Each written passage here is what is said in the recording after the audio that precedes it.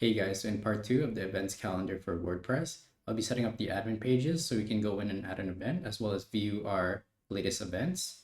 So if this is something you'd like to follow along with, then watch this video.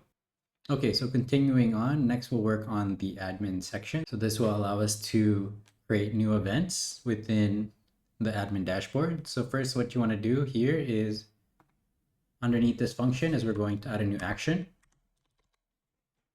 Okay, so we're going to do add action, admin menu. Okay, and then MMEC, register, admin menu. Okay, we'll use the autocomplete there. Okay, and then we'll do function, MMEC, register, admin menu. Okay, and then open this up, and then we're going to do add menu page.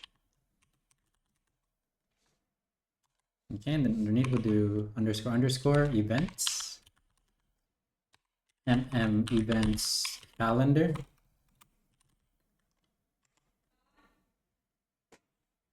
Okay, and then underneath we'll do the same thing. Okay, and then we'll do manage options. Okay, MMEC event, so we can use the autocomplete here. And then here we'll do MMEC render events page. And then underneath dash icons, calendar alt. And then we'll do 20. And then we'll close this off. And then underneath here, we're going to work on our events page. Okay, so function, MMEC, render, events page. Okay, open up the function, and then we can do echo div class is equal to wrap.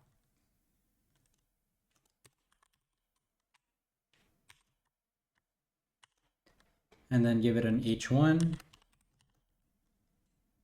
Oops, I'll just close off the div here. I'll use double quotes. Okay, and then h1 events and close that off. Okay, we can use the autocomplete here. Here you can manage your events, and then we'll close off the div here. Okay, and save that. Compress our files here, and then I'll see if this works on our WordPress dashboard. Okay, so go into your admin dashboard. Okay, and then go into plugins and add plugins. Okay, and then we'll just overwrite the plugin from part 1. Okay, install now. Okay, replace current with uploaded. Okay, and then I'll just go back to the dashboard here. Okay, go here into installed plugins. Okay, and we see we have this new events section here, and then here's our admin menu that we created. So great, now we can continue by adding a form here and then listing the events. So let's go back to VS Code. Okay, so we can just erase this stuff here now because we just for testing. Okay, so what you want to do is global WPDB. Okay, and then use the autocomplete here. So we can do table MEC table name. Oops, table is MC table name. Okay, and then here we can handle the form submission. So we'll do if it's set equal to post, and then open this up, MMEC submit event, and check admin refer. It's equal to MMEC add event. Okay, and then close that off. And then we'll open up this statement. Okay, let me just double check if this is correct. Okay, great. Yeah, save time and just use the autocomplete here. So we have title. Suppose MEC title, this should be just title.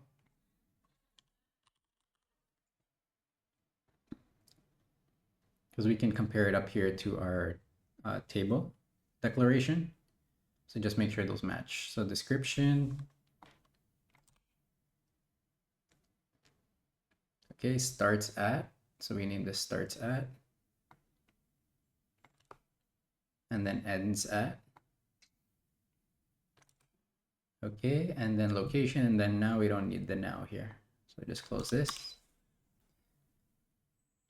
Okay, and then just double check here. So title is title. So this is when it will append to the database. Description, starts at, ends at, location, created at. Okay, so we can use the now that they had here, as that will be used down here for the created and updated at. Okay, and then I'll echo out a successful submission. And then lastly, let's just render the form. Okay, so underneath here, so let's just say render form. So we'll do echo, add new event, so we can use the autocomplete here. Okay, and do the same here. Method is post, so just remove the action. Yep.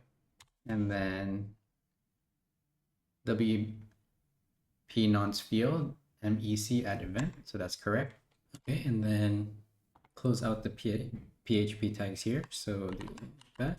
So we'll do table, class form table. So let's just use the autocomplete that they have here. And just double check. So we have title, description, starts at, ends at, and location. And just need to fix the labels here, make sure they're consistent. Okay, so this looks good. So let me just close out the table now. And then after, we'll open up the PHP for the submit.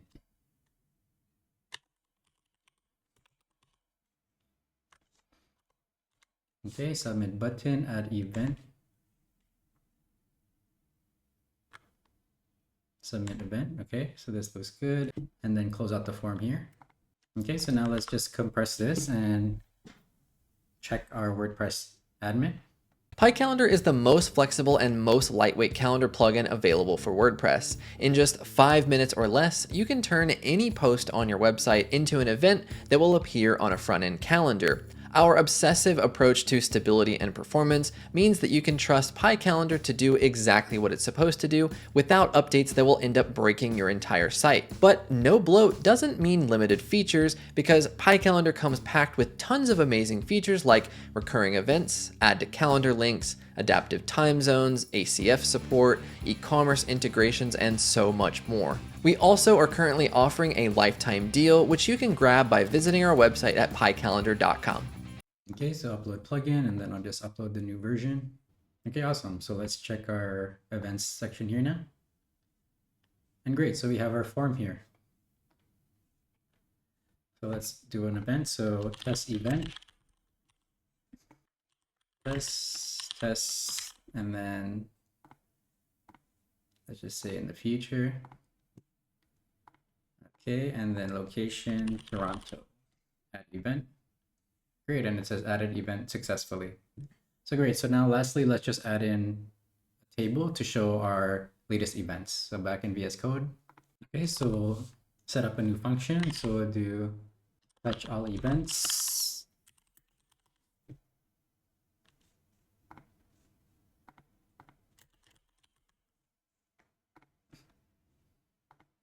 Okay, and then we'll do events is equal to WP get result, select from all MEC table name.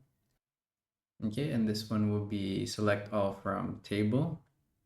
Okay, order by start at ascending. Okay, and just need to add this within our function here. So just take this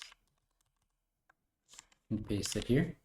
Okay, and then we're gonna do if events, and then echo all events. Okay, so this is good. And then we'll add in a table. So echo in the table. Okay, and then I'll add in the table head here. T head TR, and then underneath we can add in our columns. So we'll do THID, okay, and then okay, so our table row, and then we're gonna be in the same tag here. So underneath that, we can do, what are they suggesting here? Okay, let's just use their suggestion here to save time. Okay, and just double check the variables here. That's correct. Okay, great. So this looks good. So now let's run the for each. Let's do that in here. So for each event as event. Okay, and then we'll echo out our rows. First is the event ID. Oops, forgot the TD here. Okay, and then the title and the description, the start state, and then the ends at time, and then the location. Okay, and then we can just close off that row. Okay, and I'll put in an echo here. Okay, so this is good. And just close off the brackets, the quotes. Okay, and save this. Okay, so we just need a semicolon here. Okay, so this is good. Okay, and then lastly, let's just close out the table here. So we'll do echo, close table, and then close out the div as well. Okay, great. So now let's check in our WP admin. So I just compress, okay, and replace. Okay, and go to our events. Okay, we have an error here, so just a parsing error. So let's just fix that. Line 75. Okay, so we just forgot to close out the function here. Okay, well, this looks good. So let's try again. Okay, so I'll just delete the plugin here. Okay, so now the website is working again, and then I'll just go back to plugins and re-upload and check our events. And awesome, so our events is showing here now. Okay, so the created ad's not working, so we can just debug that in the later part of the series. So this includes the end of part 2 of the events calendar plugin for WordPress. So in the next part, I'll work on setting up a shortcode so we can add this to the front end of our website. If you'd like to follow along with this series, then you can subscribe to my channel. And if you need any help with any web development projects, then you can contact me at mapletmedia.ca. And thanks for watching.